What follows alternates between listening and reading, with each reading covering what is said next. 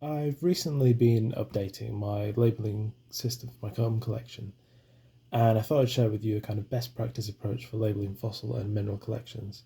The techniques are actually consistent with collections trust guidelines, so they would actually be suitable for a modern museum collection. If you have your own personal collection, you'll know how easy it is to lose loose labels. This technique attaches them to the fossil, which obviously negates that issue. This technique is also recommended because it doesn't damage the specimen, it lasts long term, and everything that happens to it is actually reversible. So here's some I made earlier.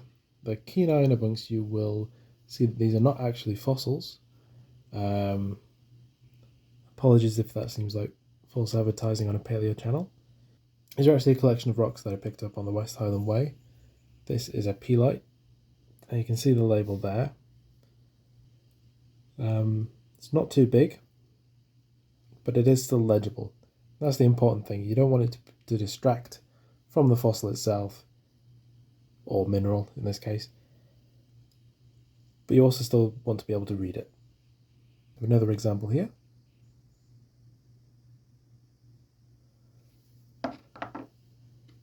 In some cases you want to sort of get it out of the way so that you don't accidentally damage the label.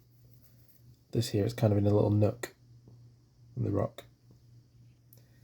This might seem like overkill for a personal collection, but it does pay to be thorough. Speaking of which, make sure that any of the materials that you're using are archival grade, like inks and the papers, etc. Obviously the inks, it's harder to find archival grade inks for printers if you're printing off labels like I've done, but it does make sure that it will last long term. So the specimen that I'll be giving an example for is this bit of bone bed. You can see some shark teeth in there. It's bone bed from Penarth. What you'll need is Parallel B72, 20% solution, and 67 at 20%, and that one's in white spirit. You'll also perhaps need a scalpel for cutting out the tiny labels, using also a ruler. And if you're writing on the labels, you'll need some sort of archival grade pen. So first we'll put on the base coat of B72.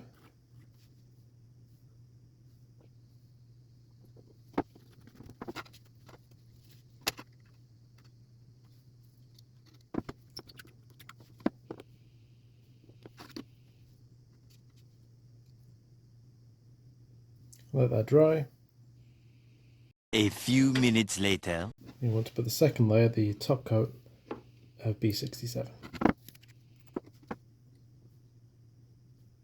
Let that dry.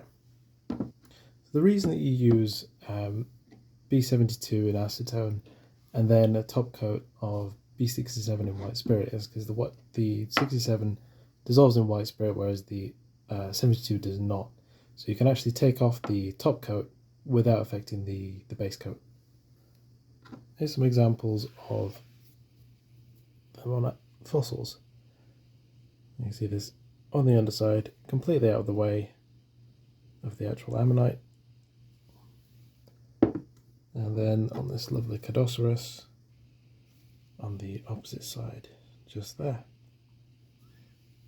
And those are two ammonites that have been on the prep videos before. More of the do's and don'ts of archival marking. There's a great page on the Zoic Paleotech website. It goes through all of the more common techniques of archival marking and why they're not actually archival grade. You can also get most of the products that I'm using here from the Zoic website as well. If you enjoyed this video, please like and subscribe for more paleontology content.